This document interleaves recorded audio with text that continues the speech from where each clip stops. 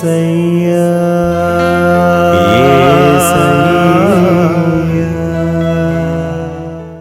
హల్లెలూయా. దేవునికి స్తోత్రం. ఈ వాక్యం వింటున్న వారందరికీ యేసుప్రభు వారి నుండి ఆశీర్వాదం, ఆరోగ్యం, ఐశ్వర్యం, సంతోషం, సమాధానం, నిరీక్షణ కలగాలని ప్రార్థిస్తూ సమస్త మహిమ, ఘనత, స్తోత్రం యేసుప్రభు వారికే చెల్లిస్తూ ఈరోజు మనం పరిశుద్ధ గ్రంథం నుండి సామెతల గ్రంథం 26వ అధ్యాయం 4వ వచనం చదువుకుని ధ్యానించుకుందాం.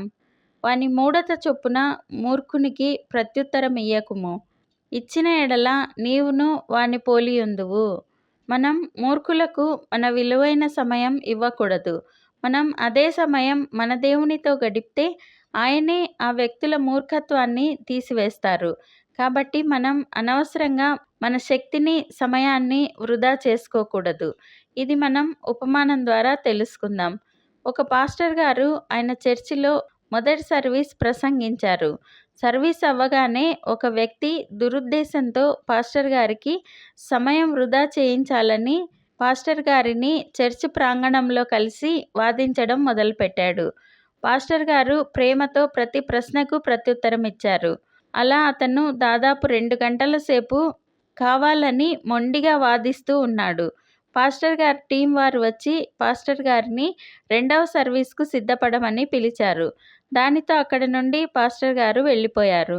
తర్వాత 2వ సర్వీస్లో ప్రసంగించటం ఆరంభించారు. అయితే పాస్టర్ గారికి విపరీతంగా కాళ్ళు నొప్పులు రాసాగాయి. అలాగే నొప్పులతో ప్రార్థన చేసుకుని దైవశక్తితో ప్రసంగం ముగించారు. తర్వాత చాలా నొప్పులతో ఇంటికి వెళ్ళి ప్రార్థన చేశారు. దేవా, నేను 5 సర్వీసులు ఈజీగా చేసేవాడినే, ఇప్పుడు 2 సర్వీసులకే ఎందుకు నా కాళ్ళు ఇంత నొప్పులుగా ఉన్నాయి అంటూ ప్రార్థించి బైబిల్ తీసుకుని వాక్యం చూడగా ఈ వాక్యం కనిపించింది.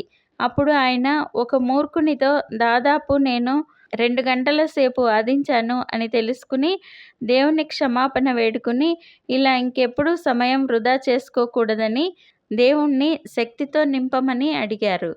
పేతురు రాసిన మొదటి పత్రిక 3వ అధ్యాయం 9వ వచనంలో ఆశీర్వాదమునకు వారసులగుటకు మీరు పిలువబడితిరి గనుక కీడునకు ప్రతి కీడైనను దూషణకు ప్రతి దూషణ అయినను చేయక దీవించుడి. మనం ఆశీర్వాదం పొందుటకు పిలువబడిన వారం. మనతో కావాలని వాదించుటకు, ద్వేషంతో దూషణ చేయటానికి కానీ, కీడు చేయాలనుకునే వారికి కానీ మనము దైవ ప్రేమను తెలియపరచాలి. కానీ అధిక సమయం వృధా చేసుకొనకూడదు. ఒకవేళ దేవుడు మనకు అలా ఎక్కువసేపు బోధించమని చెప్తే అప్పుడు తప్పక బోధించాలి. కానీ ప్రతి మూర్ఖునికి మన సమయం ఇవ్వకూడదు. మనం ఆ సమయంలో ఆయన నామంలో అద్భుత కార్యాలు చేయగల సామర్థ్యాన్ని దేవుడు మనకు అనుగ్రహించవచ్చు. కాబట్టి ఎప్పుడూ దేవునితో మన సమయం గడపడం ఉత్తమం. ప్రార్థన చేసుకుందాం. ప్రభువా, దేవా, సర్వాధికారి తండ్రి, మీ పరిశుద్ధ పాదాలకు వందనాలు, స్తుతులు, స్తోత్రాలు నాయనా. మీరు మా జీవితాల్లో జరిగించిన మేలులన్నింటికీ వందనాలయ్యా. మేము మా సమయాన్ని మీ మార్గంలో సరిగా ఉపయోగించే సామర్థ్యాన్ని మాకు దయచేయండి. మూర్ఖులతో మా సమయాన్ని వృధా పరుచుకోకుండా మాకు శక్తినిచ్చి సహాయం చేయండి. మీ జ్ఞానంతో మమ్మల్ని నింపండి. మమ్మల్ని ఆశీర్వాదానికి వారసులగుటకు పిలిచినందుకు వందనాలు తండ్రి. మమ్మల్ని అందరినీ ఆశీర్వదించండి. అద్భుతాలు చేసే అభిషేకంతో అభిషేకించండి. ఈ ప్రార్థనలో పాల్గొనే వారికి మీ దైవ జ్ఞానం దయచేసి సరిగా జీవించే సామర్థ్యాన్ని దయచేయండి. వారికి జయ జీవితాన్ని దయచేయండి. మీ ఆశీర్వాదంతో వారిని నింపండి. మేమందరం ఈ దేశానికి, ఈ ప్రపంచానికి ఆశీర్వాదకరంగా ఉండులాగున ఆశీర్వదించమని నజరేయుడైన యేసుక్రీస్తు నామములో ప్రార్థిస్తున్నాం తండ్రి. ఆమెన్.